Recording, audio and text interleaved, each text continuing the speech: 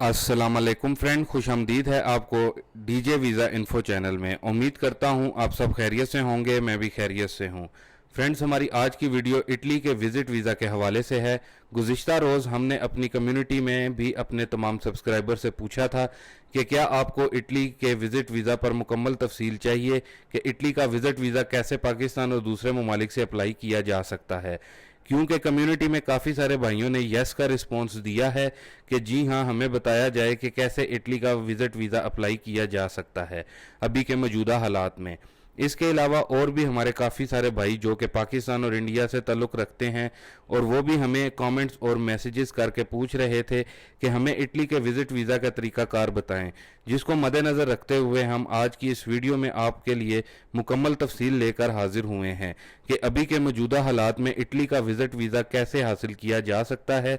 भाइयों, इधर मैं आपको थोड़ा सा ये वाजिया कर दूं, क्योंकि मुकम्मल जो डिटेल है वो आप लोगों के साथ शेयर करनी है और आपको समझानी है, तो वीडियो थोड़ी सी लंबी हो सकती है। इसलिए आप सब भाइयों से दरख्वास्त है कि अगर पूरी डिटेल जानना चाहते हैं, पूरी जो इन्फॉर्मेशन है उससे बाखबर रहना चाहते हैं, उससे वाकिफ़ होना चाहते हैं, तो वीडियो को मुकम्मल आखिर तक देखें। और जो हमारे भाई चैनल में पहली दफ़ा तशरीफ़ लाए हैं, बराए मेहरबानी अभी हमारे चैनल को सब्सक्राइब करके साथ में मौजूद बेल आइकन को भी प्रेस कर दें, ताकि इटली और दीगर दूसरे यूरोपीय ममालिक की जो इमिग्रेशन और वीज़े से मुतल्लिक जो डिटेल होती है वो आपको बर वक्त बाकायदा तौर पर मिलती रहे। और नीज़ ये कि वीडियो को ज़रूर लाइक करें, इससे हमारी दिली हौसला अफजाई होती है। और अगर इन्फॉर्मेशन अच्छी लगे तो आगे अपने दोस्तों के साथ भी ज़रूर शेयर किया करें, ताकि वो भी इससे फ़ायदा हासिल कर सकें। तो दोस्तों, आज की इस वीडियो में हम आपको इटली के विज़िट वीज़ा के लिए क्या रिक्वायरमेंट्स हैं, कितना खर्चा आता है और वीज़ा फ़ी कितनी है, तमाम तर अहम चीज़ों से अपडेट करेंगे। वीडियो का मुकम्मल तौर पर आगाज़ करने से कबल आपको थोड़ा सा इटली के हवाले से बता दूं कि इटली यूरोपीय यूनियन का मेंबर है और ये शेंजन जोन में भी आता है। और अगर आपके पास इटली का विज़िट वीज़ा मौजूद हो तो आप यूरोप के दीगर और दूसरे ममालिक को आसानी से विज़िट कर सकते हैं, यानी कि वहाँ पर सैर व तफरीह के लिए जा सकते हैं।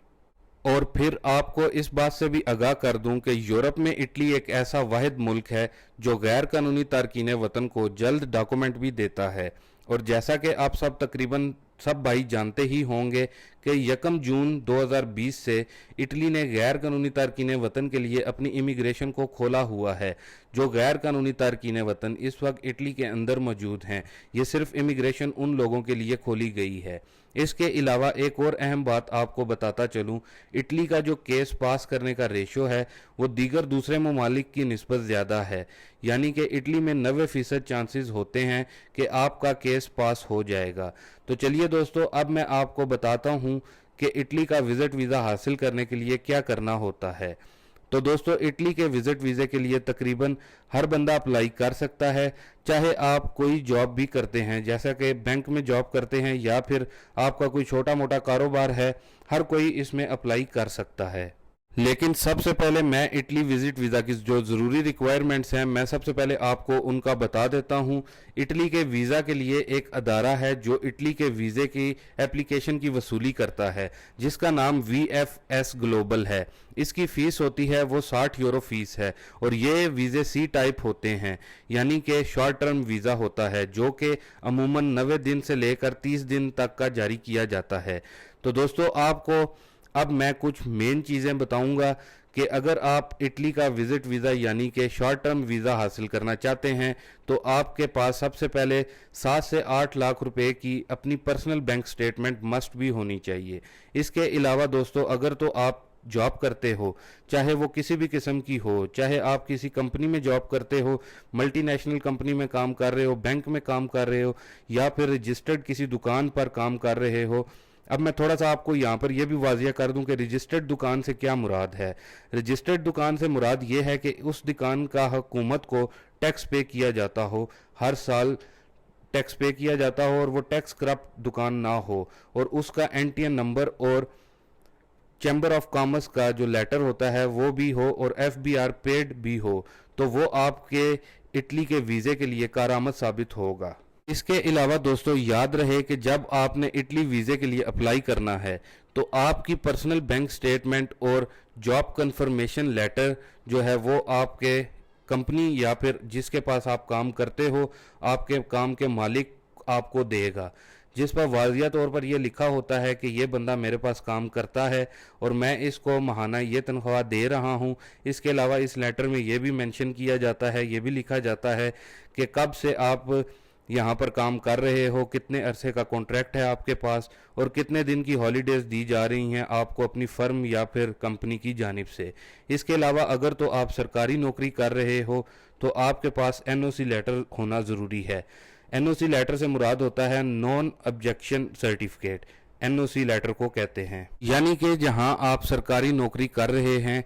इसमें गवर्नमेंट को कोई भी मसला नहीं है कि आप इटली में विजिट पर जा रहे हैं। बाकी अगर बात करें दूसरे डॉक्यूमेंट्स की, 6 माह पुरानी बैंक स्टेटमेंट होनी चाहिए आपके पास, आपकी सैलरी स्लिप्स होनी चाहिए और इसके साथ सबूत होना चाहिए कि जो आपकी सैलरी आ रही है, यानी कि जो हर महीने आप तनख्वाह ले रहे हैं, वो आपके बैंक अकाउंट में ही आती है। तो दोस्तों ये थी डिटेल उन अफराद के लिए जो किसी कंपनी, दुकान या फिर सरकारी काम करते हैं। वो ये तमाम तर डॉक्यूमेंट्स को कंप्लीट करके अपनी फ़ाइल को मुकम्मल करके अपनी फ़ाइल को इटली वीज़ा के लिए जमा करवा सकते हैं। तो दोस्तों अब हम बात करते हैं उन अफराद की जिनके अपने छोटे मोटे कारोबार हैं और वो इटली का विज़िट करना चाहते हैं या फिर इटली का शेंजन वीज़ा लेकर दीगर और दूसरे ममालिक, यूरोपीय ममालिक में जाना चाहते हैं, जैसा कि जर्मनी और फ्रांस वगैरह हो गया। तो ऐसे अफराद जिनके अपने कारोबार हैं, उनके लिए उन्हें बिजनेस डॉक्यूमेंट्स शो करवाना होते हैं, जैसा कि पहले भी मैंने आपको बताया है। बिजनेस डॉक्यूमेंट में सबसे पहले आपके पास एनटीएन नंबर होना चाहिए। एनटीएन नंबर से मुराद ये होता है नेशनल टैक्स नंबर, और इसके अलावा चैम्बर ऑफ कॉमर्स का सर्टिफिकेट एक होता है, और फिर पिछले 2 साल के एफबीआर के टैक्स पेड जो आपने हुकूमत को किया होता है, यानी कि जो टैक्स आप पे करते हो हुकूमत को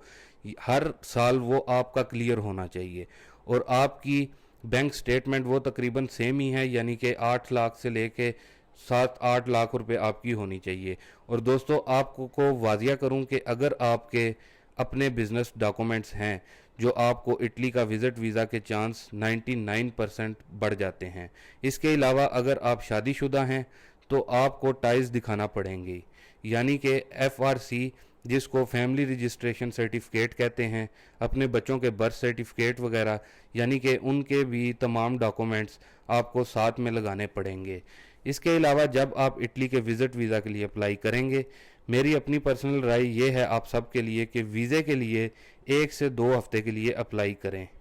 क्योंकि इससे ज़्यादा अगर आप अप्लाई करते हैं तो वो आपके लिए मसला हो सकता है, क्योंकि वो कभी कभार वीज़ा नहीं भी लगाते हैं। इसलिए आप 1 से 2 हफ्ते के लिए अप्लाई करें कि आप उनको भी पता लगे कि आप इजीली जो है इसको मैनेज कर सकते हैं, यानी कि जो आपका बजट है उसके अंदर आप इसको इजीली मैनेज कर सकते हैं, क्योंकि इसमें वीज़ा लगने के चांसेस फिर बहुत ज़्यादा हो जाते हैं। यानी कि 99% आप कह सकते हो कि फिर आपका वीज़ा लगने के चांस बढ़ जाते हैं और आपका वीज़ा 100% सक्सेसफुल हो जाता है। तो दोस्तों इसके अलावा जो इम्पोर्टेंट डॉक्यूमेंट्स होते हैं उनमें ये होता है कि ट्रैवल हेल्थ इंश्योरेंस होनी चाहिए आपके पास, और फिर आपको जो है रिटर्न एयर टिकट भी चाहिए होगी जो आपने शो करवानी होती है। और इसके साथ आपके पास जो सबसे ख़ास चीज़ है वो है होटल बुकिंग, यानी कि वो आपके पास होना बहुत ज़रूरी है। और इसके साथ आपका वीज़ा एप्लीकेशन फॉर्म लगाना होता है। तो दोस्तों अगर ये तमाम तर डॉक्यूमेंट्स आप कंप्लीट कर लेते हैं तो आपको इटली विज़िट वीज़ा का जो है 90 से 30 दिन का जो वीज़ा होता है वो मिल जाता है, और इसके ऊपर आप दूसरे यूरोपीय ममालिक में भी सैर व तफरी के लिए जा सकते हैं, वहाँ पर भी कुछ दिन रह सकते हैं और घूम फिर सकते हैं।